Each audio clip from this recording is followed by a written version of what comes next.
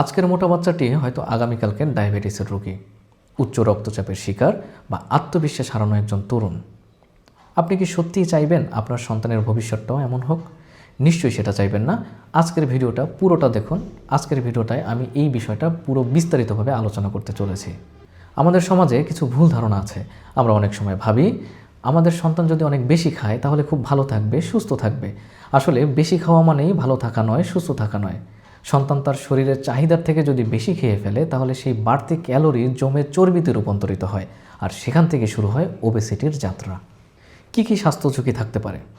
ভবিষ্যতে এই ধরনের বাচ্চাদের ডায়াবেটিসের সমস্যা হতে পারে, হৃদরোগ হতে পারে, হাঁপানি হতে পারে, অনেক সময় হাড়ের সমস্যাও হতে পারে। সবথেকে যে বিষয়টা বেশি ইম্প্যাক্ট ফেলে সেটা হচ্ছে বাচ্চার মানসিক সমস্যা। হাসাহাসি হতে পারে, বুলিংয়ের শিকার হতে পারে স্কুল কলেজে। এতে করে বাচ্চার আত্মবিশ্বাসের লেভেলটা অনেক কমে যেতে পারে। আমাদের কিছু ভুল কনসেপ্ট আছে। গোলগাল বাচ্চা আমাদের খুব ভালো লাগে, ও খেতে ভালোবাসে তাই দিচ্ছি। এই ধরনের ভালোবাসার পেছনে আপনি নিজের অজান্তেই নিজের সন্তানের সবথেকে বড় ক্ষতি করে ফেলছেন। এখন করণীয় কি, এর সমাধান কি? প্রথমত, খাবার হোক ভারসাম্যপূর্ণ, অর্থাৎ বাচ্চার ওজন এবং বয়স অনুযায়ী যে পরিমাণে ক্যালোরি ইনটেক প্রয়োজন সেটা একটু হিসাব করে খাওয়াতে হবে।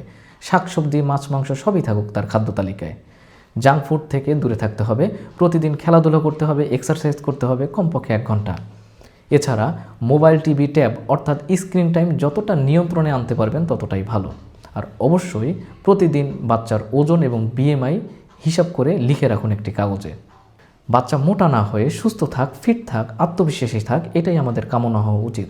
আজকের আমাদের একটু সীমাবদ্ধতা আগামীকালকে অনেকটাই নিরাপদ ভবিষ্যৎ গড়তে পারে আমাদের সন্তানদের। আপনার সন্তানের সুন্দর ভবিষ্যতের জন্য আপনিই সবথেকে বড় ভূমিকা রাখতে পারেন। তাই সচেতন থাকুন, সুস্থ থাকুন। আল্লাহ হাফেজ।